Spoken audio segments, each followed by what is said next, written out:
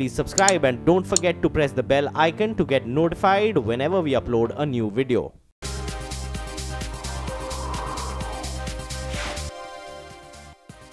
Welcome back. You're watching India Business Hour Plus. Let's get to the latest development in the ICICI Bank Videocon case. The CBI has claimed that it is questioning Rajiv Kochhar, Chanda Kochhar's brother-in-law, in its Mumbai office. The CBI's probe has in fact shown that ICICI Bank had mandated a Vista Group to restructure deals worth over $1.5 billion for 7 companies over 6 years. Utkarsh Chaturvedi is here with the details.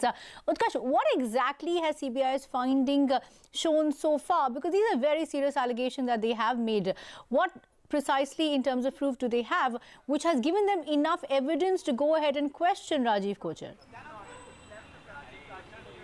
Well, Kritika, that's a critical question you have asked here, because it's been almost 6 hours, and we can confirm now at this point of time that after 6 hours, Rajiv Kochhar left the CBI building behind me. He was grilled from at least 4 o'clock while he was boarding a plane towards Singapore by the CBI authorities, and was questioned for 6 hours. Now, what CBI says and what their version is that in the PE they have found that his company was advising the other companies to the tune of $1.5 billion deals were being done, which were advised by his company, Vista Advisory, and ICICI Bank had mandated them to do that. Now, this is obviously a version coming from Central Bureau of Investigation, but what is more interesting is that till this point of time, no FIR has been filed yet, and on the basis of PE, Rajiv Kochhar was being grilled for at least 6 hours. We have to really wait and watch what CBI does from here, given the fact that they have, it seems that they have enough proof to really go ahead and question Rajiv Kochhar for 6 hours. So we'll have to closely keep an eye on the developments from tomorrow, what happens in this case. Oh, absolutely, Utkarsh. And as Utkarsh was clarifying, the questioning is over now. It was almost 6 hours of questioning that was undertaken based on the evidence the CBI has so far. And as and when things progress, of course, Utkarsh is going to be bringing us the updates. For now, we'll move on from that story and head to the other big story that we have been tracking today. The only airline to have explicitly expressed interest in bidding for Air India seems to now be backtracking. Indigo's president Aditya Ghosh has informed investors that it might not be possible for the airline to turn around Air India operations. Joining me now is Ashpreet Sethi with all the details. Ashpreet, what is the stance or what is the rationale that Indigo has given? Is it largely the fact that the international operations are not being divested separately and that is making them pull out? Well, not a shocker coming in from Indigo here, because remember, this is the only airline which has showed interest formally by an expression of interest, a letter which was sent to the Civil Aviation Ministry as soon as it was announced that Air India will be divested. But their whole issue there was that they will be interested in buying Air India only if international operations were up for grabs. Now, as far as EOI is concerned, which was recently issued, there it's clear that the domestic and international operations will be sold together. In light of that, several shareholders had approached Indigo, the top management, asking whether they still will be interested in going ahead and bidding for Air India. Now, the statement, of course, says that Aditya Ghosh has told shareholders, and I quote him here, that from day one, Indigo has expressed its interest primarily in the acquisition of Air India's international operations and Air India Express. Also, we have communicated before, we do not believe that we have the capability to take on the task of acquiring and successfully turning around all of Air India's airline operations. So a clear indication here that they might not be bidding for Air India at all, but we'll have to wait and see what happens as far as the whole Air India saga is concerned, because remember, the EOI is out, but we'll have to wait and see which investors will be coming forward, because 24% stake will be with the government. Okay, Ashpreet, thanks for giving us that breakup. In fact, Shireen Khan caught up with Kapil Kaul of Kapa earlier and started by asking him what he makes of this very development. Well, Shireen, I think it's an excellent decision. Indigo is going through game-changing expansion plans. I call it a once-in-a-generation expansion plans. Roughly about 60-65 aircraft to be added in one fiscal. For them to have taken such a complex and a very, very challenging operation and simultaneously execute their own business plan was near impossible. We spoke at your show, in your show, when Indigo had expressed unsolicited interest, and we said that this is a very unwise decision. I'm happy there is a course correction. It's good for their business, good for their investors and shareholders.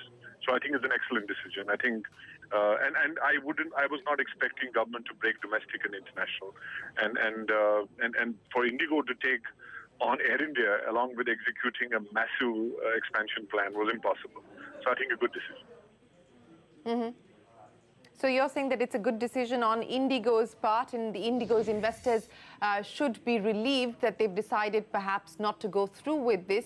But where does this leave Air India then, Kapil? I mean, you know, this is a complex and a complicated business.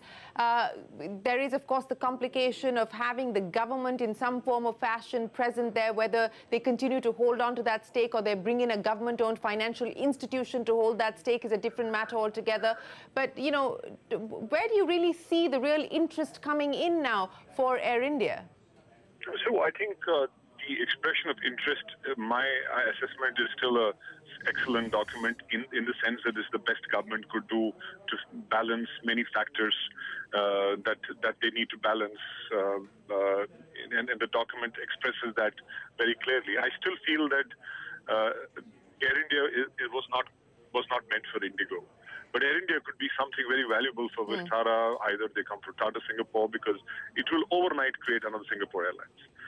Similarly for Jet, to be honest with you, it's too strategic for them to have a very strong competitor in private hands in Air India. So I still believe that there will be a lot of interest. Our initial estimate was 4 to 6, which included all the 4 Indian carriers.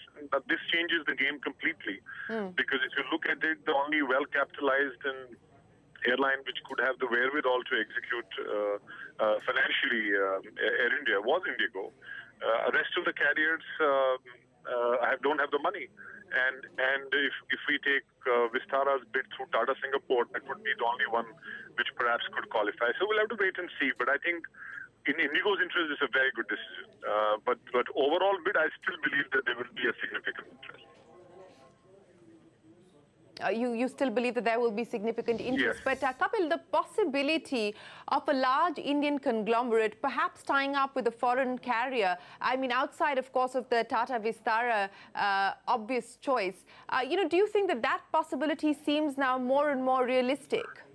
Yes, I would think so. Yes, I would think so. Tata Singapore would be one consortium, and you would find maybe possibly 1 or 2 more consortiums. But after Indigo's decision to exit, I'm not very sure whether the other carriers, perhaps except Jet, would be interested. Vistara, I'm not qualifying it. I'm qualifying Vistara through Tata Singapore.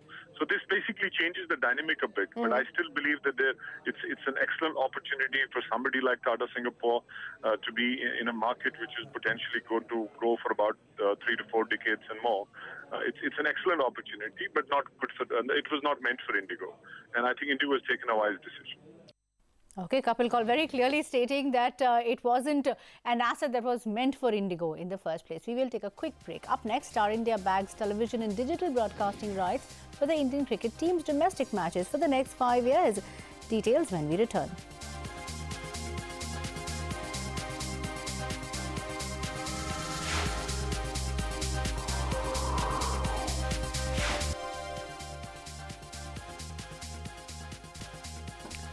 Welcome back. Now, Star India has won television and digital broadcasting rights for Indian cricket team's domestic matches for the next 5 years.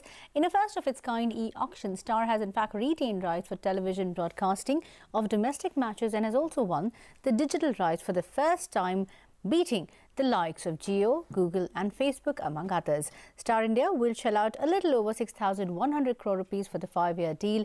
This is 60% more than what it paid for 5 years when it won the BCCI contract for television rights alone in 2013. Now, this effectively means the Star India will be shelling out 60 crore rupees on average for every cricket match.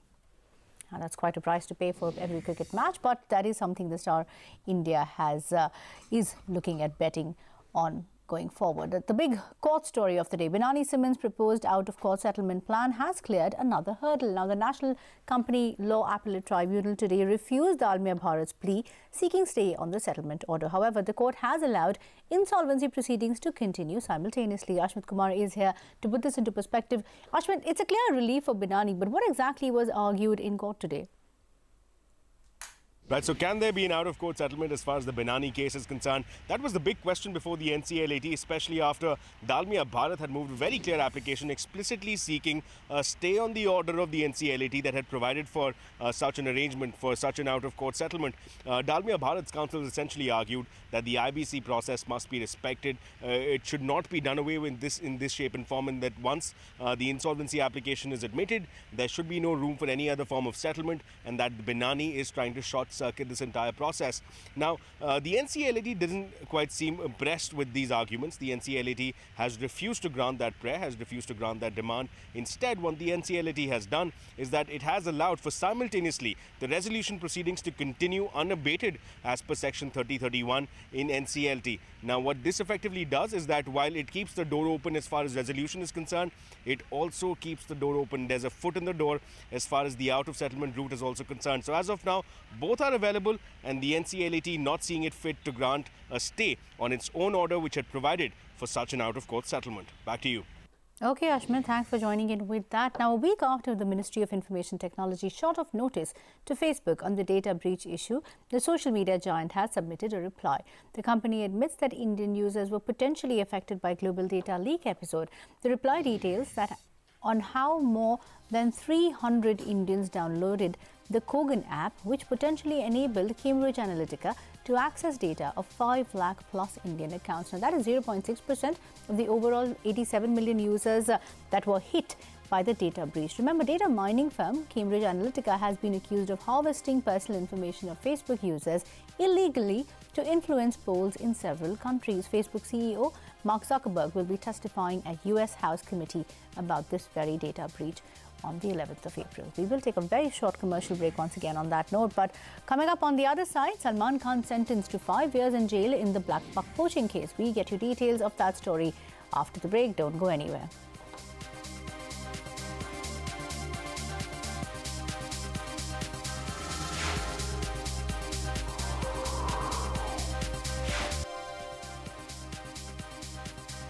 खुशियों का एक नया संसार रचना। New India assurance में हम हर वो कदम उठाते हैं जिससे आपके सपने सच हो सके। He's the man who knows his way, the one who makes a beautiful day. Jay Hampstead, a different league. Gabon is on the fast track to becoming the most favorable investment destination in Africa. The NCOC Special Economic Zone has opened its doors to international investors, providing major tax benefits like 0% tax on dividends, 0% tax on income for the first 10 years, 100% exemptions on corporate and capital gains tax, 100% foreign ownership and more. Come, invest in the manufacturing sector in Gabon. Get your kitchen to the next level of luxury with Architect Drawers.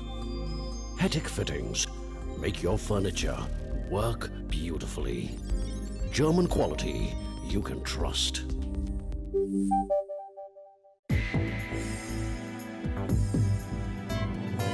Every morning on CNBC TV18's Bazaar Morning Call, data gets transformed into expert insights that drive decision-making. I don't watch business channels. If I do watch, I watch CNBC. Any market moves because of liquidity. The Asian screen is green. The market has done remarkably well. Stocks expected to be under pressure today. The market is heading up. For policymakers, CEOs and decision makers. The first channel I put on is CNBC TV18 because I want to know the business news. From minute-by-minute analysis to expert inputs and global views, you get the news before it hits the trading floor. Bazaar Morning Call. At these times, only on CNBC TV18. Morning Call brought to you by IRB Infrastructure Developers Limited and V-Guard, India's #1 AC stabilizer.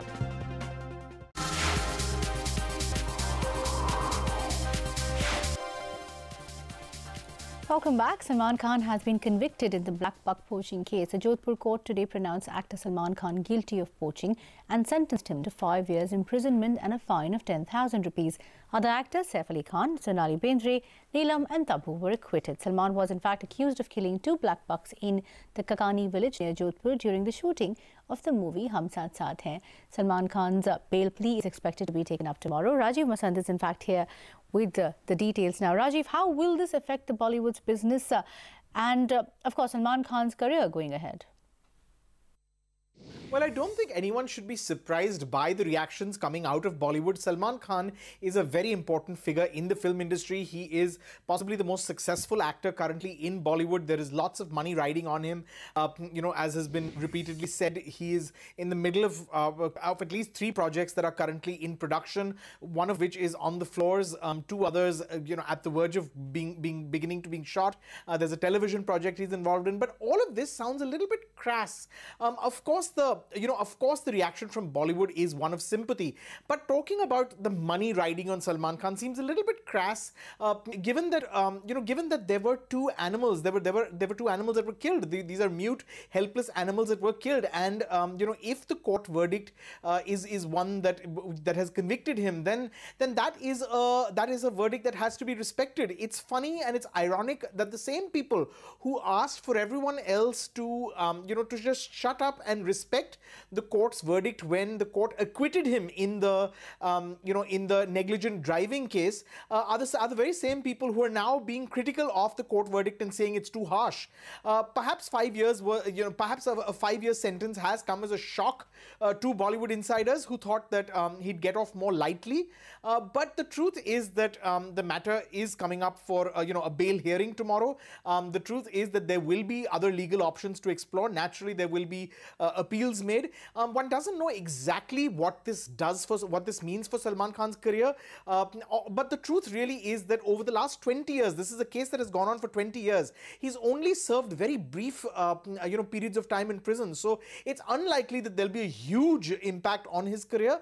However, it is a polarizing debate. Has Salman Khan become a victim of his stardom, or in fact the law has taken its rightful course and has shown in fact that everyone is equal in the eyes of law? Oh, that's a very pertinent question, Rajiv. Thanks for explaining that for us. But we will have to wrap up today's edition of India Business Hour.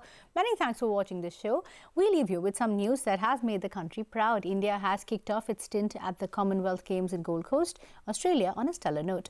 Weightlifter Mirabai Chanu grabbed the gold medal in the women's 48 kg weightlifting event. The world champion broke 6 records in 6 lifts to ace the event. Meanwhile, Guru Raja won silver in the 56 kg weightlifting category. In a personal best, she lifted a total of 249 kgs.